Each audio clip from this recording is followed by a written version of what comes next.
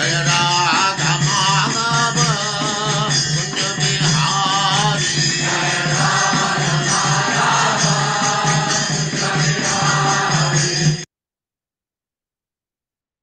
ओम नमो भगवते वासुदेवाय। ओम ओम नमो नमो भगवते भगवते वासुदेवाय। वासुदेवाय। ओम नमो भगवते वासुदेवाय। ओम ओम नमो नमो भगवते भगवते वासुदेवाय। वासुदेवाय। ओम नमो भगवते वासुदेवाय। ओम नमो ओम भगवते नमो वासुदेवाय। भगवते वासुदेवाय। नारायणं नमस्कृत्य नारायणं नारायणं नमस्कृत्य नमस्कृत्य नरं चैव नरोत्तमं नरं नरं चैव चैव नरोत्तमं नरोत्तमम् देवीं सरस्वतीं व्यासं देवीं देवीं सरस्वतीं सरस्वतीं व्यासं व्यासम् ततो जयमुदीरये। ततो जयमुदीरये। जयमुदीरये। नष्टप्रायेषु भद्रेषु नष्टप्रायेषु नष्टप्रायेषु भद्रेषु अभद्रेषु नित्यं भागवत सेवया नित्यं नित्यं भागवत सेवया सेवया भगवते उत्तमा श्लोके भगवते भगवति उत्तम श्लोके श्लोके भक्तिर्भवति नैष्टिकी। भक्तिर्भवति भगवति नैष्ठिकी। नैष्ठिकी। हरे कृष्ण, आप सबका स्वागत है। हरे हरे कृष्ण कृष्ण प्रभु प्रभु जी, जी, दंडवत सादर प्रणाम। प्रणाम। हरे कृष्ण प्रभु जी। तो आप क्या उपदेश देते हैं? आज दूसरे श्लोक से शुरू करते हैं। तथैव राजन् उरुगार्हमेध वितान विद्या उरुविजृंभितेषु न वेदवादेषु हि तत्त्ववादः प्रायेण शुद्धो नुचकास्ति साधुः। मेरे साथ पढ़िए। तथैव राजन् उरुगार्हमेध तथैव तथैव राजन् राजन् गुरुगारिसमेधा गुरुगार्हमेध वितान् विद्या वृजम्भेषु वितानविद्यावृद्धितेषु वितानविद्यायुर्विद्यालयेषु वितान् विद्या उरुवृजम्भितेषु न वितानविद्यायुर्विद्यालयेषु। वेदवादेषु। किसी का माइक बहुत गड़बड़ कर रहा है, प्लीज। हाँ, ये माइक बंद कर। ये मेरा है, मेरा माइक है। नहीं।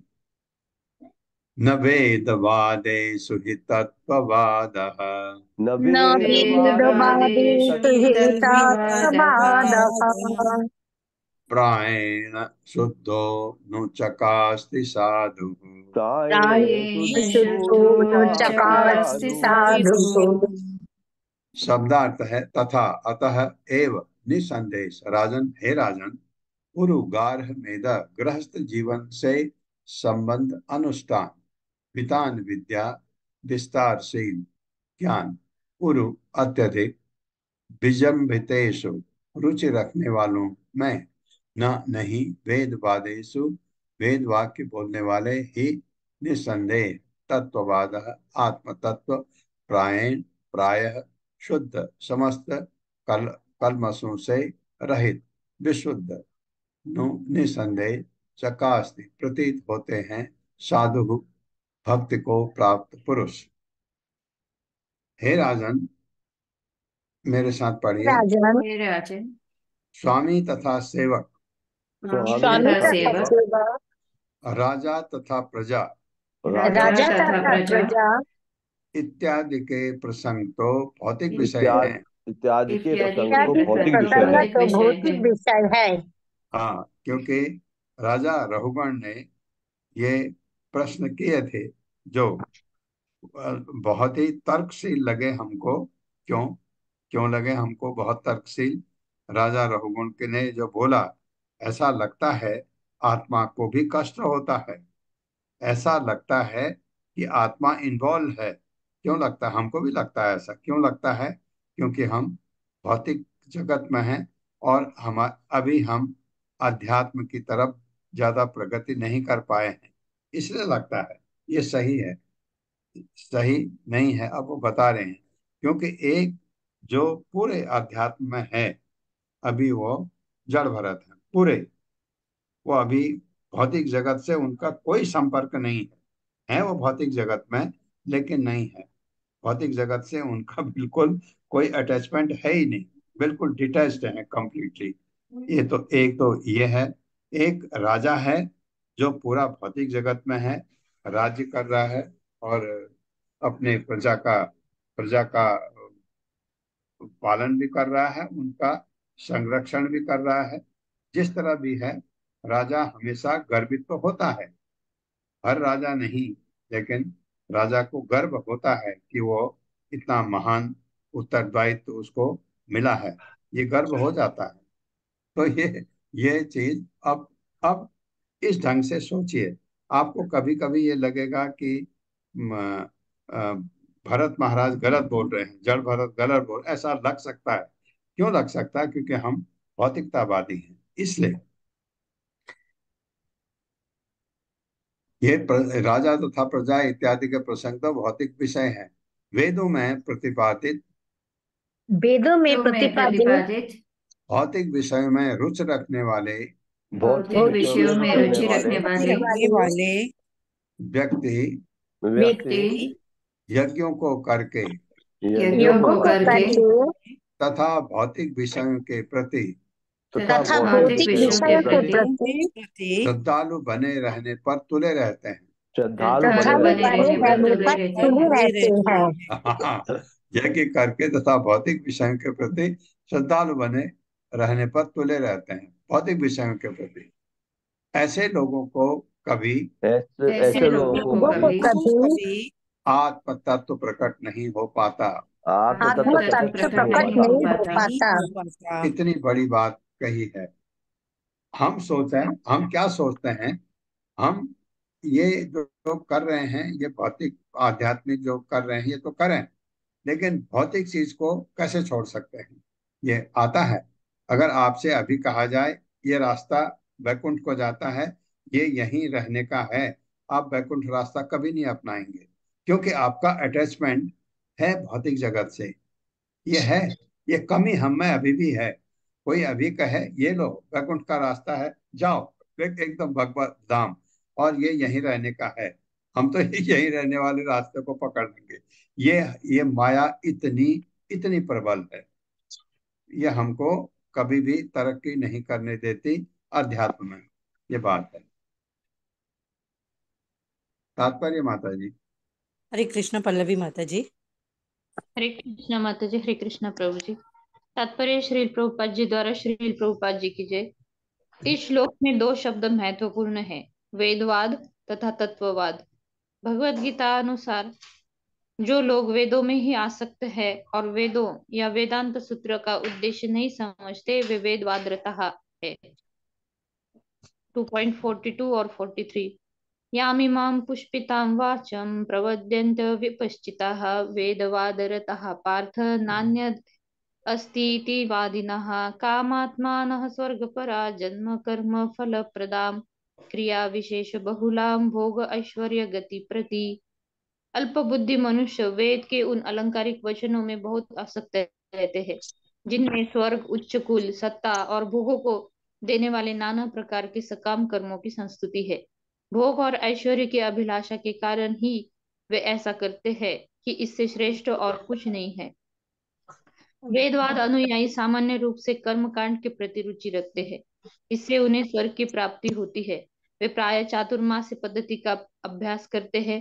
क्षयम ह वै चातुर्मास्य याजिनाः सुकृतम भवति।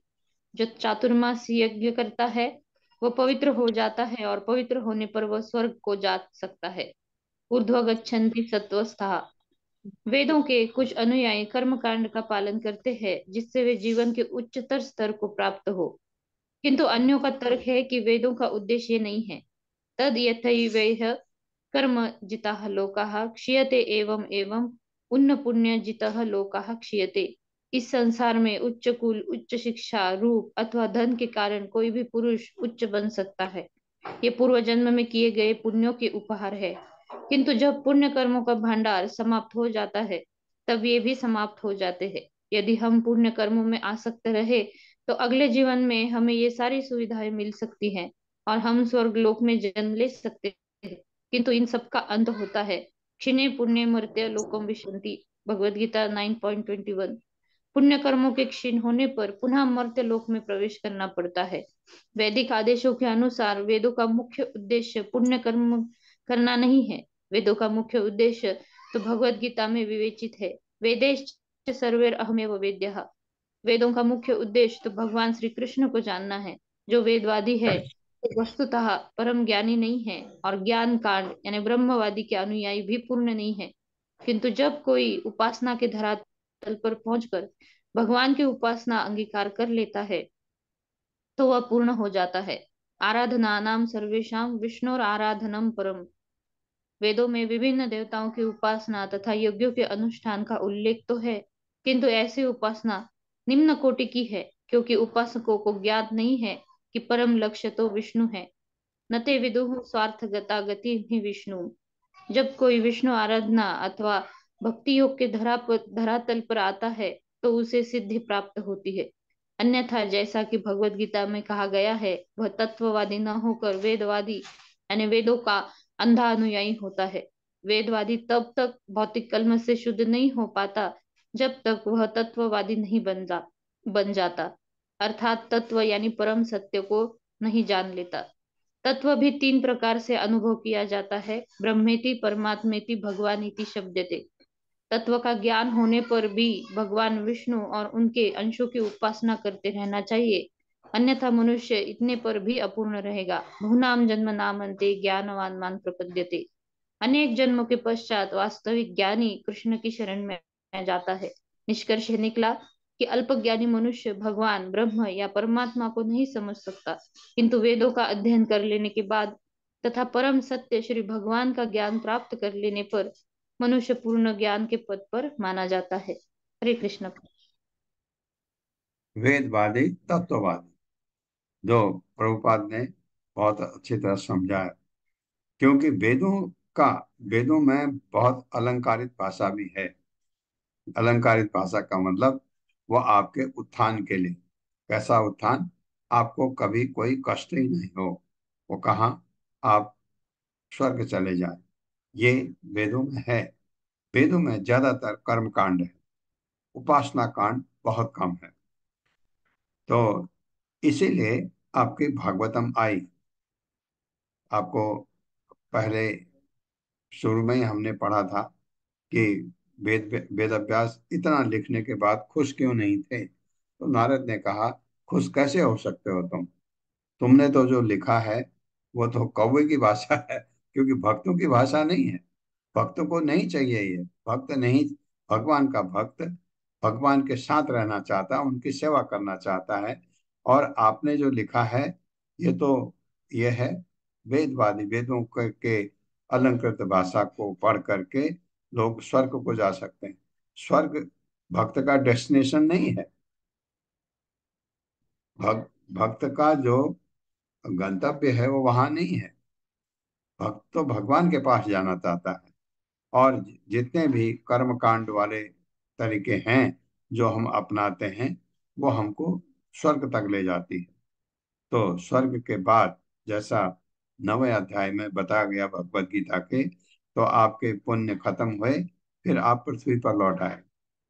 पृथ्वी पर लौट आने पर भी अगर आप सुखी रह सकें, ऐसा हो सकता है। क्यों? क्योंकि आपके अगर प्रारब्ध अच्छा है तो आपके जीवन ठीक बीतता है यहाँ पर भी। लेकिन जन्म मृत्यु जरा व्याधि ये आपको नहीं छोड़ती। यहाँ आप कितने ही अच्छे घर में पैदा हों, जन्म मृत्यु जरा व्याधि इससे आप छुटकारा नहीं पा सकते। आपने देखा कोरोना आया, उसने ये नहीं देखा कौन अमीर है कौन गरीब है, कौन ठीक है। किसके पास कितना भी संपन्न क्यों न हो, उड़ा ले गया जिसको उड़ाना था। तो ये परिस्थिति यहाँ आ सकती है। ये इन चीजों से बचने के लिए दूसरी दूसरी बात, हम यहाँ सुखी हैं, संपन्न हैं, कोई तकलीफ नहीं है, तो भी कभी कभी गलती कर बैठते हैं। भौतिक जगत में आप कभी न कभी कोई गलती कर बैठते हैं। गलती की नहीं और दंड मिला नहीं। और दंड ऐसा भी हो सकता है कभी कि आप अधोलोक में चले जाएं। ये होते हुए, इतनी समझ होते हुए कि आप गलत न करें, ऐसा। लेकिन क्योंकि भौतिक जगत में ये, इससे बच पाना बहुत मुश्किल है। आप कहीं भी किसी काम में प्रत्यक्ष अप्रत्यक्ष रूप से कभी गलती कर बैठते हैं, और वो गलती कभी ऐसी महान हो जाती है कि उसका फल अधोलोक में जाना है। अधोलोक में जैसे गए 84 लाख, कितने फिर करोड़ों अरबों वर्षों के बाद मनुष्य जीवन मिलेगा ये पता नहीं है। ये खतरा है। इसलिए भगवत भक्ति से आप अ, सीधे भगवत धाम जाते हैं, और आपके ये सब कष्ट दूर हो जाते हैं। तो ये उपासना कांड वेदों में कम है। मेरे ख्याल से साम वेद में उपासना कांड थोड़ा ज्यादा है। लेकिन सब जगह वो, भौतिक जगत में रहने के लिए वेदों में कोई चीज गलत नहीं है। कहीं पर भी कोई गलत नहीं है। ये करने से ऐसा होगा, ये करने से ऐसा होगा, ये मंत्र पढ़ने से ऐसा होगा, ये चीज दी हुई है। वेदों में ऐसे भी मंत्र हैं, आप किसी अपने शत्रु को नुकसान भी पहुंचा सकते हैं, ऐसे भी मंत्र हैं। बताया मुझे, किसी ने बताया कि उसके अगेंस्ट किसी ने कर्मकांड करवाया ताकि मेरा विनाश हो जाए। लेकिन वो मंत्र पढ़ने वाला कलयुगी ब्राह्मण था, नहीं हुआ उनको कुछ भी। ये बात सत्य है, वेदों में ऐसा है। अगर कोई पढ़ने वाला है, जैसे आप जानते हैं, कोई भी जो सिद्ध पुरुष था पहले, कोई ऋषि मुनि थे, शाप दे देते थे, क्योंकि उनमें ये शक्ति होती थी। तो ये आज का व्यक्ति, अगर मैं चाहूं आपका विनाश हो जाए, कभी नहीं हो सकता है, क्योंकि मेरे में वो शक्ति है ही नहीं। ये आप चाहते हैं कभी कभी किसी का, आदमी बहुत दुष्ट है, इसका बुरा होना चाहिए, आपके चाहने से नहीं होगा, क्योंकि आप ऐसे ऋषि मुनि है नहीं जो उसको आप श्राप देके ऐसा कर सकते हैं। तो ये चीज है। तो इसलिए सबसे अच्छी चीज है भक्ति।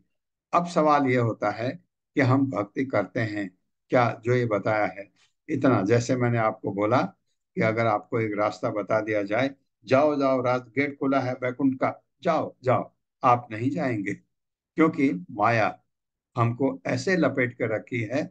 लेकिन आप जो भक्ति कर रहे हैं अभी, हम करते हैं थोड़ा बहुत, ये जो भक्ति करते हैं, बहुनाम जन्म नाम अंते, तो हम धीरे धीरे प्रोग्रेस करते हैं। हो सकता है, जैसे मैं आपको कहता हूँ, कभी ऐसा हो सकता है कि हमारे इस जीवन में रागानुगा भक्ति जाग जाए, भगवान से प्रेम जाग जाए, बस। न वेद चाहिए, न कुछ चाहिए, भगवान से जहाँ प्रेम जाग गया, और हमारे भगवान के बगैर हमारे आंसू नहीं रुकते, ये स्थिति आ जाए हमको, ये एक कृपा है उनकी, आ जाए। तो या तो ये हो सकता है, या हम इसी ढंग से भक्ति करते रहें, तो अपना नेचुरली अब आपको दूसरा जन्म थोड़ा बेटर मिलेगा, जिसमें भक्ति और आगे बढ़ सकती है। ऐसा यही चाहिए हमको। तो ये अगर बढ़े, लेकिन लेकिन मैं आपको और क्या कहता हूं, कि ये रास्ते होने के बावजूद भी कलयुग में हरि नाम जपने से आपका वैकुंठ जाने का चांस बनता है। मैं आपको हमेशा कहता हूँ, जो टीचर हैं इस क्लास में, उनको पता है। कभी कभी कोई लड़के को, जैसे आपके 40% मार्क चाहिए पास करने के लिए, किसी के 35 आए हैं, और 35 में बहुत ज्यादा हैं ऐसा आपको लगता है, तो टीचर प्रिंसिपल के पास जाता है, पूछता है क्या करें, पास बहुत कम है, 35 में, 35-40 के बीच बहुत सारे हैं। तो वो कहता है कि एक बार री इवेलुएट करो, थोड़ा जहां हो सकता है मार्क बढ़ा दो। ये, इसको ग्रेस कहते हैं। इस ग्रेस, ये आपको मिल सकता है कलयुग में। कलयुग में इसका चांस बहुत ज्यादा है। इसलिए हरि नाम जपना नहीं छोड़ना है। सबसे, जितने भी हमारे भक्ति में बहुत सारी चीजें हैं। हम विद भक्ति, वैदिक भक्ति हम करते हैं विधि विधान के हिसाब से। जल्दी उठते हैं, भगवान की आरती करते हैं, भगवान को फूल चढ़ाते हैं, और हरे कृष्ण महामंत्र का जप करते हैं।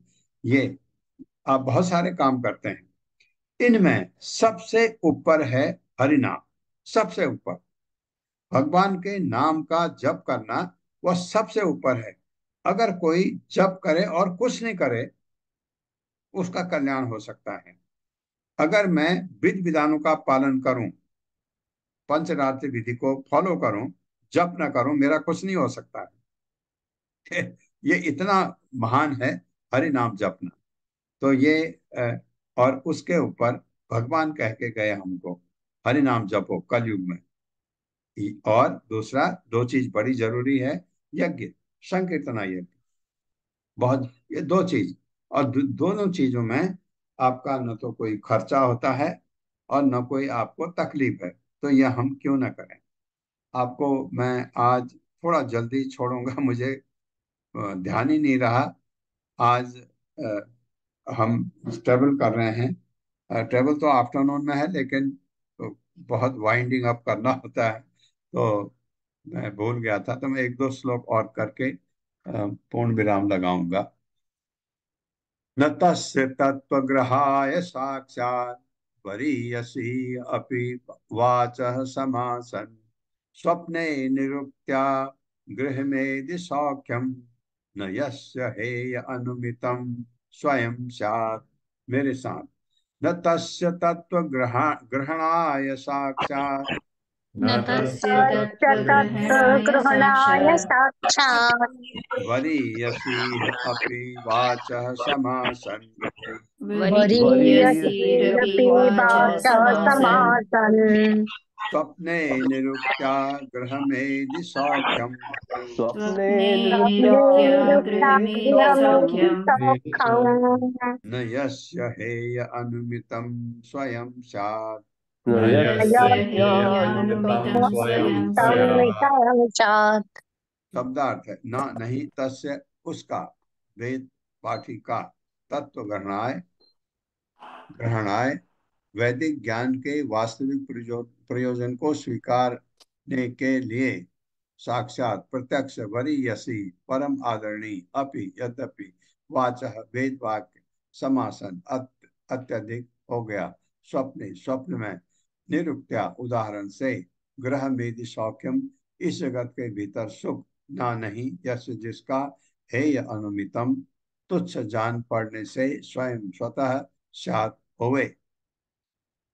मेरे साथ पढ़िए। स्वप्न मनुष्य को स्वप्न मनुष्य को मनुष्य को को स्वतः झूठा और व्यर्थ लगने लगता है। स्वतः स्वतः झूठा झूठा और और व्यर्थ व्यर्थ लगने लगने लगता लगता लगने है। है। लगता है।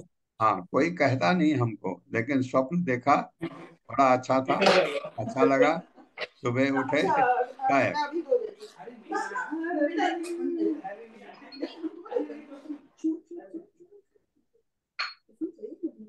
इसी प्रकार इसी प्रकार इसी प्रकार उसे इस लोक में उसे इस लोक में इस लोक में अथवा स्वर्ग में, अथवा स्वर्ग अथवा अथवा में, स्वर्ग स्वर्ग में, में इसी जीवन में, इसी इसी इसी जीवन जीवन जीवन में में अथवा अगले जन्म में अथवा अगले जीवन अथवा अथवा अगले में, अगले जन्म में जन्म जन्म में में भौतिक सुख की कामना तो भौतिक सुख भौतिक की भौतिक सुख की कामना कामना कामना तुच्छ प्रतीत होने लगती है। तुच्छ तुच्छ प्रतीत होने प्रतीत होने लगती होने है। लगती है। लगती है। जब उसे इसका बोध हो जाता है, जब जब उसे उसे इसका इसका बोध बोध हो हो जाता जाता है है, है तो श्रेष्ठ साधन होने पर भी तो तो श्रेष्ठ श्रेष्ठ साधन होने पर साधन भी होने साधन पर भी होने पर भी वेद सत्य का प्रत्यक्ष ज्ञान कराने में वेद वेद सत्य का सत्य का प्रत्यक्ष प्रत्यक्ष ज्ञान ज्ञान कराने कराने में में कराने में अपर्याप्त लगने लगते हैं। अपर्याप्त अपर्याप्त लगने पर्याप्त लगने लगते हैं। लगते लगने हैं। लगती है। बिल्कुल वही चीज जो पहले बोला था, अब उसको लगता है वेद क्या बता रहे हैं। ये जो ये आपको ये कर्म कांड की भाषा जो वेदों में है, उपासना की बात नहीं हो रही यहाँ, कर्म कांड वाले वेदों का मतलब अभी कर्म कांड से बता रहे हैं जड़ भरत, कि खुद जैसे हम स्वप्न देखते हैं, बहुत ही खराब स्वप्न देखा और छटपटाते हैं, नींद टूट जाती है, एकदम खुश हो जाते हैं, अरे हाँ ये तो गलत था। ऐसे ही भौतिक जगत के जो भी सुख आपको लगते हैं, कुछ कुछ कुछ लोगों में आती है ये, कि ये तो सब बेकार है। ये ये चीज तब आती है जब आप भक्ति में आगे बढ़ने लगते हैं ये चीजें तुच्छ लगने लगते हैं। ये बता रहे हैं जड़ भरत। तात्पर्य माता जी। हरे कृष्णा शुक प्रभु जी। हरे कृष्णा प्रभु जी, हरे कृष्णा माता जी, धन्यवाद प्रणाम। शीला प्रभुपाद जी की जय। शीला प्रभुपाद जी द्वारा तात्पर्य। भगवत गीता 2.4 में श्री कृष्ण ने अर्जुन को उपदेश दिया कि वो प्रकृति के 3 गुणों से प्रेरित भौतिक कार्यकलापों के प्रति अतीत दिव्य बने। त्रैगुण विषया वेद त्रैगुण विषया वेदा निस्त्रय गुणो भवार्जुन। वैदिक अध्ययन का उद्देश्य प्रकृति के 3 गुणों के विषयों कार्यों का उल्लंघन कर जाना है। निस्संदेह इस संसार में सात्विक गुणों को सर्वश्रेष्ठ माना जाता है और सत्वगुण पद प्राप्त होने पर मनुष्य स्वर्ग को जा सकता है, किंतु ये कोई स्थिति नहीं है। मनुष्य को तो यह निष्कर्ष तक पहुंच जाना चाहिए कि सत्वगुण पद भी उत्तम नहीं है। स्वप्न में भले ही कोई ये देखे कि वो राजा बन गया है, उसके स्त्री संतान इत्यादि है, किंतु स्वप्न में वो के अंत में वो इस निष्कर्ष पर पहुंचता है ये सब मिथ्या है। इसी प्रकार आत्ममोक्ष चाहने वाले पुरुष के लिए समस्त भौतिक सुख अवांछनीय है। जब तक मनुष्य इस निष्कर्ष तक नहीं पहुंच जाता कि किसी भी भौतिक सुख से उसे स्वरोकार नहीं, तब तक उसे तत्व ज्ञान नहीं हो सकता। सभी कर्मी ज्ञानी तथा योगी एक एक न एक भौतिक उन्नति चाहते हैं। कर्मी शारीरिक सुविधा के लिए अहर्निश कार्य करते हैं, जबकि ज्ञानी लोग यही चिंतन करते रहते हैं कि कर्म के बंधन से वे किस प्रकार छूटकर ब्रह्म तेज में मिल जाए। योगी जन भौतिक सिद्धि और जादुई शक्ति प्राप्त करने के पीछे पड़े रहते हैं। ये सभी लोग भौतिक दृष्टि से पूर्ण बनने का प्रयत्न करते हैं, किंतु भक्त अत्यंत सरलता पूर्वक भक्त के निर्गुण पद को प्राप्त होता है। फलतः भक्त के लिए कर्म ज्ञान तथा योग के फल तुच्छ है। इसलिए केवल भक्त ही तत्व ज्ञान को प्राप्त होता है, अन्य कोई नहीं। निस्संदेह ज्ञानी का पद कर्मी से श्रेष्ठ है, किंतु ये पद भी अपर्याप्त है। ज्ञानी को वास्तव में मुक्त होना चाहिए और मुक्त के बाद ही वो भक्त कर सकता है। मद भक्तिम लभते पराम। हरे कृष्ण माता जी, हरे कृष्ण प्रभु जी, धन्यवाद। हरे कृष्ण। तो ये प्रभुपाद कह रहे हैं ज्ञानी हो या योगी हो। योगी का मतलब ध्यान योगी से है, ज्ञानी का मतलब निर्विशेषवाद से है। निर्विशेषवादों को ज्ञानी कहा जाता है। उनका लक्ष्य क्या है? भगवान में लीन होना। तो वो चाहता है ये, वो तपस्या करता है, लेकिन उसका एक वो फल चाहता है ये हो। दूसरा योगी, योगी का मतलब ध्यान योगी, वो आगे तपस्या करते हैं। वो क्या, परमात्मा को अपने हृदय में लाना चाहते हैं और जबरदस्त तपस्या करते हैं। तपस्या करते करते कभी सिद्धि मिल गई, ये भी चाहते हैं वो सिद्धि प्राप्त करना। सिद्धि मिल गई तो आप उसके बाद आपको पता ही है वो दुनिया में अपनी दुकान खोल लेते हैं। लोग उनको भगवान मानने लगते हैं क्योंकि उनमें सिद्धियां ऐसी हैं। एक सिर्फ भक्त है जो कुछ नहीं चाहता। भक्त भगवान की सेवा के अलावा कुछ नहीं चाहता। ये बात अलग है कि भक्त भगवत धाम जाता है। ये भक्त, मैं भगवत धाम जाऊं इसलिए भक्ति नहीं करता है, लेकिन भगवत धाम उसको भगवान ले जाते हैं अवश्य। भगवान भक्त को छोड़ेंगे थोड़ी ऐसे। तो लेकिन उसका जो जो शुद्ध भक्त जब बन जाता है, वो कहता है मैं बस आपकी सेवा, आपका नाम जपते रहूं, ये भगवान की सेवा है। और हम यहाँ से सेवा क्या कर सकते हैं भगवान की? है है क्या हमारे पास? हमारे पास है क्या? कूड़ा करकट भौतिक जगत का। इसको थोड़ी भगवान को अर्पित कर सकते हैं। भगवान को कुछ भी अगर अर्पित करना है, वो आध्यात्मिक होना चाहिए। और हमारा ये मंत्र आध्यात्मिक मंत्र है। हरे कृष्ण कृष्ण कृष्ण हरे हरे, हरे राम राम राम हरे। आपको नमस्कार, आपको नमस्कार, आपको नमस्कार। इसके अलावा हम भगवान को दे क्या सकते हैं कि इस लायक ही नहीं है हम। ये है। तो भक्ति मार्ग बहुत ही तीनों में जितने भी भगवत गीता में हमने पढ़ा है, छठे अध्याय में जितने तरीके बताए उसमें भक्ति योग सबसे ऊपर है। यावन्मनोरजसा पूरुषस्य सत्त्वेन वा तमसा वा अनुरुद्धम् चेतोभिः आकुतिभिः आतनोति निरंकुशं कुशलम च इतरम वा। मेरे साथ पढ़िए। यावन् मनोरजसा पुरुषस्य यावन् मनोरजसा पुरुषस्य सत्त्वेन वा तमसा वा अनुरुद्धम् सत्त्वेन न वा तमसा वानुरुद्धम् चेतोभिः आकुतिभिः आतनोति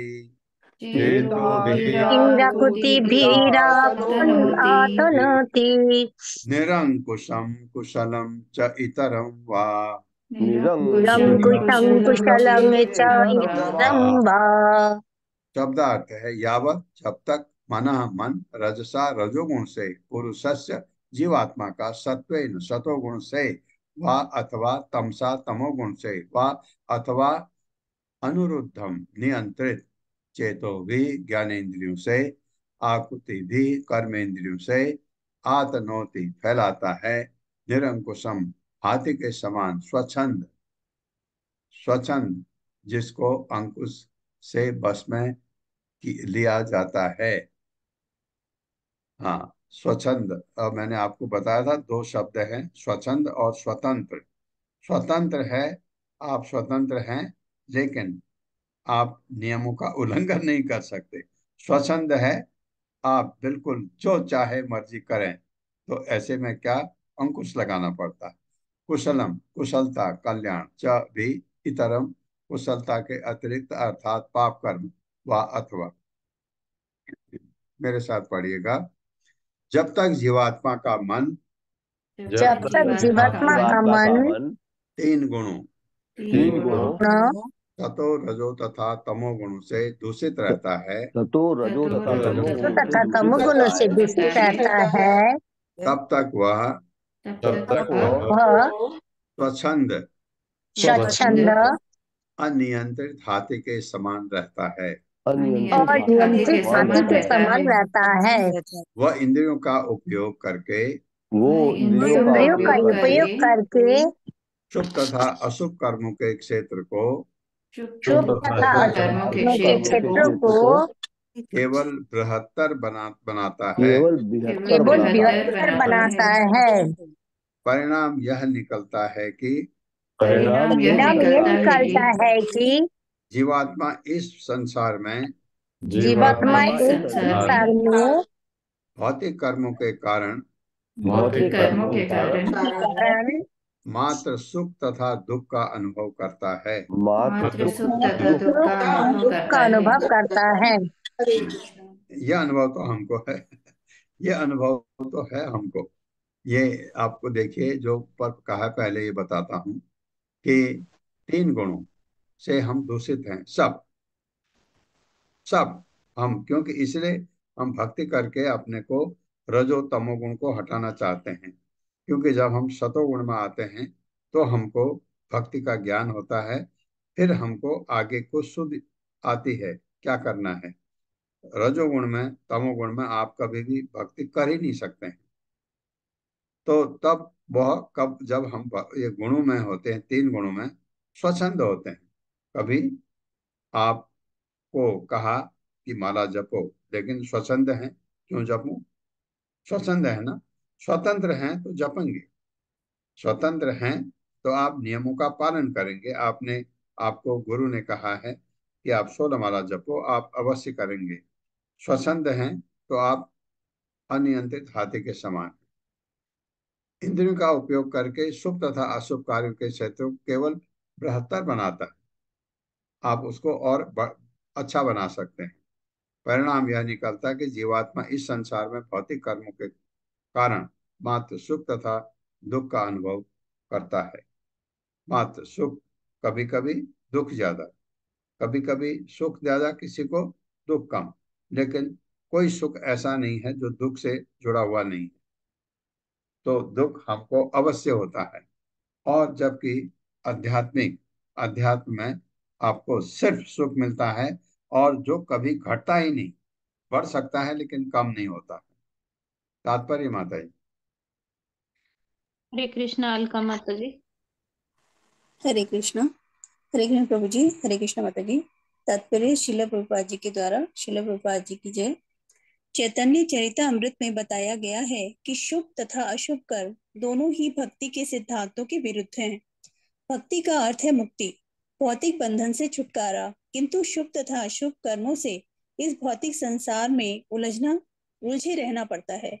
यदि वेदों में वर्णित शुभाशुभ कर्मों के प्रति मन आकृष्ट हो जाता है तो मनुष्य सदैव अंधकार में रहता है, उसे परम पद कभी प्राप्त नहीं होता। ऐसे चेतना को तमो से रजो तथा रजो से सतो में बदलते रहने से समस्या का समाधान नहीं होता। जैसा कि भगवत गीता 14.26 में कहा गया है, सगुणान समतीतान ब्रह्म भूयाय कल्पते। मनुष्य को दिव्य पद पर पहुंचना है, अन्यथा जीवन का उद्देश्य पूरा नहीं हो सकता। हाँ, एक चीज धन्यवाद माता जी। एक चीज मैं खुल गया था बताना, जो शुभ अशुभ, केवल शुभ अशुभ हो सकता है। शुभ हुआ, अच्छा फल मिला, सुख मिला हमको, ये क्यों? पुण्य, पुण्य से। न शुभ चाहिए न अशुभ चाहिए हमको, न पुण्य चाहिए न पाप चाहिए। हमारे कर्म ऐसे हों जिसमें हमारे न पुण्य हो न पाप हो। ध्रुव महाराज के पुण्य थे, उनका उपयोग क्या? उन्होंने राजा बन के सुख भोग करके उपयोग कर लिया। क्योंकि अगर आप में पाप हैं तो उसके लिए आपको प्रायश्चित करना है। भक्ति करेंगे तो बताया सारे पाप धुल जाते हैं। और अगर पुण्य है आपके तो आपको खतरा है स्वर्ग जाने का। हमको पुण्य भी नहीं चाहिए, हमको पाप भी नहीं चाहिए।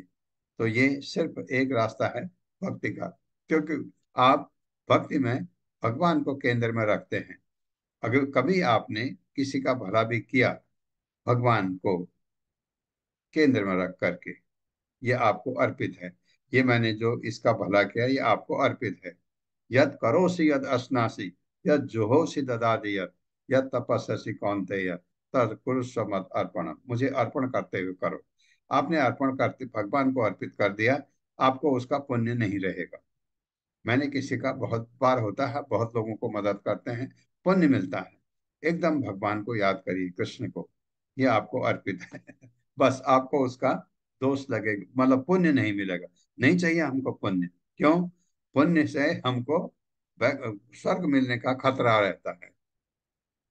ये देखता हूँ कितना लंबा है। हाँ, ये 5वां श्लोक कर लेते हैं। सवासना आत्म विषयो परक्तो गुण प्रवाहो विकृतः षोडश आत्मा बिभृत पृथंग नाम भी रूप वेदम अंतर्बहिष्टम च पुरैः तनोति। मेरे साथ। सवासना आत्मा विषयो परक्तो सवासना सवासना विषयो परक्तो गुण प्रवाहो विकृतः षोडश आत्मा गुण प्रवाहो विकृतः षोडशात्मा बिभ्रत् पृथक् नाम भी रूप भेदम बिभ्रत् पृथक् नामभिरूपभेदम् अंतर्बहिष्टं च पुरैः तनोति। अंतर्बहिष्टं च पुरैः तनोति। शब्दार्थ सह वह वासना अनेक कामनाओं से युक्त आत्मा मन विषय उपरतः भौतिक सुख में आसक्त इंद्र तृप्ति गुण प्रवाह सत्व रजो तथा तमोगुण की शक्ति से प्रेरित विकृतः काम आदि से विरूपित षोडश आत्मा प्रमुख 16 तत्वों। 16 तत्व आपको पता है, 5 ज्ञानेन्द्रियां, 5 कर्मेंद्रियां, 5 महाभूत और मन। मन मन सबसे खतरनाक। विवृत घूमते हुए, पृथक नाम भी विभिन्न नामों से, रूप भेदम विभिन्न रूप धारण करते हुए, अंत बहिष्टम पृथक प्रथम प्रथम कोटि या निम्न कोटि का गुण, उत्तमता या अधमता, च तथा पुरय विभिन्न शारीरिक रूपों से तनोति प्रकट करता है। मेरे साथ पढ़िए। शुभ तथा अशुभ कर्मों की आकांक्षाओं में लीन रहने के कारण शुभ तथा अशुभ कर्मों की आकांक्षाओं में लीन रहने के कारण मन स्वभावतः मन मन स्वभावतः स्वभावतः काम तथा क्रोध के विकारों से ग्रस्त होता रहता है। काम काम तथा तथा काम क्रोध तथा के क्रोध विकारों के से ग्रस्त विकारों होता से रहता ग्रस्त है। होता रहता है। इस प्रकार वो भौतिक इंद्रिय सुख के प्रति इस इस इस प्रकार वो प्रकार वो भौतिक इंद्रिय भौतिक सुख के इंद्रिय भौतिक सुख प्रति सुख के के प्रति प्रति आकृष्ट होता है। आकृष्ट होता आकृष्ट है। होता होता है। है। कहने का तात्पर्य यह है कि कहने का तात्पर्य तात्पर्य यह है है कि ये है कि मन, मन, मन, सतोगुण, सतोगुण, शत्रुगुण, रजोगुण तथा रजो तमोगुण से संचालित होता है। रजोगुण रजोगुण तथा तथा तमोगुण से तमोगुण से संचालित होता तमोगुण है। से संचालित होता है। संचालित होता है। 11 इंद्रियों तथा 11 11 इंद्रियों ग्यारह तथा इंद्रियों तथा 11 इंद्रियों का मतलब भी है उसमें, तथा 5 तत्वों, तथा तथा तथा पांच 5 पांच तत्वों, तत्वों, तत्वों, इन सब 16 कलाओं में से मन प्रधान है। इन इन सब इन सब 16 16 सोलह कलाओं में से कलाओं मन में से प्रधान मन है। प्रधान है। अतः मन के ही कारण अतः अतः मन के मन ही के ही मन के ही कारण कारण कारण विभिन्न देवताओं, विभिन्न विभिन्न विभिन्न देवताओं, देवताओं, देवताओं, मनुष्यों, मनुष्यों, मनुष्यों, मनुष्यों, पशुओं पशुओं पशुओं तथा पक्षियों के शरीरों में जन्म लेना पड़ता है। तथा तथा पक्षियों के पक्षियों शरीरों के में जन्म शरीरों में लेना जन्म पड़ता है। लेना जन्म पड़ता लेना है। पड़ता है। उच्च या निम्न पद पर स्थित होने के उच्च उच्च या या निम्न निम्न पद पद पर पर निम्न स्थित पद स्थित पर होने होने के के स्थित होने के अनुसार ही अनुसार अनुसार ही ही मन उच्च या निम्न भौतिक देह अंगीकार करता है। मन मन उच्च उच्च मन या या उच्च निम्न निम्न या भौतिक भौतिक निम्न देह देह भौतिक देह अंगीकार अंगीकार करता करता अंगीकार है। है। करता है।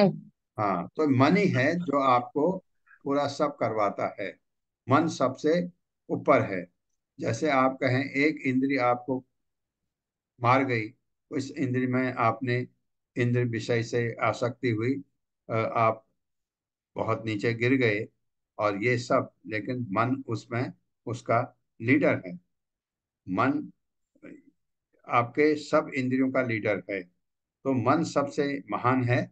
मन को अगर इसका बहुत अच्छा उदाहरण दिया था, मन अगर दोस्त हो जाए आपको बैकुंठ ले जा सकता है, मन अगर गड़बड़ है आपको सीधे नरक ले जा सकता है। मन इतना खतरनाक है। तात्पर्य माता जी। हरे कृष्णा सुदामयी गंगा देवी दासी माता जी। हरे कृष्णा माता जी दंडवत प्रणाम। हरे कृष्णा प्रभु जी दंडवत प्रणाम। श्री प्रपात की जय। श्री प्रपात जी के द्वारा तात्पर्य 84 लाख जोनियों में देहांतर का कारण विशेष भौतिक गुणों से मन का दूषित होना है। मन के ही कारण आत्मा को शुभ तथा अशुभ कर्म करने पड़ते हैं। इस संसार में बने रहना भौतिक प्रकृति की तरंगों के समान है। इस संबंध में शील भक्ति विनोद ठाकुर का कहना है, मायर बसे जच्छ भैसे खाचा हयो भाई। मेरे भाई, आत्मा माया के अधीन है और तुम उसकी तरंगों में बह रहे हो। भगवत गीता 3.27 में भी इसकी पुष्टि हुई है। प्रकृति क्रियमाणानि गुणे कर्माणि सर्वशा अहंकार विमूढ़ आत्मा कर्ता हिमति मन्यते। संपूर्ण कर्म वास्तव में प्रकृति के गुणों से संपन्न होते हैं, परंतु गुणों से उत्पन्न अहंकार द्वारा मोहित जीवात्मा अपने को कर्ता मान बैठता है। भौतिक अस्तित्व संसार का अर्थ है भौतिक प्रकृति द्वारा पूर्ण नियंत्रण। प्रकृति के आदेशों को अंगीकार करने वाला केंद्र मन ही है। इस प्रकार जीवात्मा कल्पांतर तक विभिन्न देह धारण करता रहता है। कृष्ण भूलि से जीव अनादि बहिमुख एतम माया तारे दय संसार दुखा। चरितामृत मध्य 21:17। जीवात्मा द्वारा श्री कृष्ण के विस्मरण से ही वह प्रकृति के नियमों से बंध जाता है। विस्मृति से एक एक यहाँ एक लाइन लिखी है जिससे आप कंफ्यूज न करें। ये देखो, मन के ही कारण आत्मा को सुख तथा अशुभ कर्म करने पड़ते हैं। ये आत्मा यहाँ पर देह के लिए है। आप हम क्योंकि आत्मा का बहुत चीजों के लिए आत्मा यूज होता है। आत्मा कर्म नहीं करती है। भगवत गीता में हमने पढ़ा है। आप कहेंगे अरे यहाँ तो ऐसा लिखा हुआ है, ये हमको समझना है। ये कर्म जो है, हम अशुभ कर्म जो करते हैं, कुछ गलतियां करते हैं, ये करते हैं, ये एक्चुअली आत्मा नहीं करती है। ये बिल्कुल क्लियर है। लेकिन बहुत जगह लिखा होता है ऐसा, इससे कंफ्यूजन होता है आपको। मन के ही कारण आत्मा को शुभ तथा अशुभ कर्म करने पड़ते हैं। ये हमारे शरीर को करने पड़ते हैं, आत्मा को नहीं। जो आत्मा दिव्य है वो किसी चीज में पार्टिसिपेट नहीं होती है। हाँ, जैसे मैं बार बार कहता हूँ, आत्मा प्रभावित अवश्य होती है और कभी कभी उसी चीज में आनंद लेने लगती है। गड़बड़ हो रहा है, वहां भी आनंद लगती है। ये लिखा है भगवत गीता में, प्रभुपाद ने तात्पर्य में बहुत अच्छी तरह समझाया है। कभी कभी आत्मा सोचती है हाँ यही ठीक है, लेकिन आत्मा पार्टिसिपेट नहीं करती है। ये बात है। ओम अज्ञान तिम्रांधक्ष ज्ञानांजन शलाकया चक्षुरुन्मिलितमेन तस्मै श्री गुरुवे नमः। नमः विष्णुपादाय कृष्णपृष्ठाय भूतले श्रीमते भक्ति वेदांत स्वामिनीति नामिने।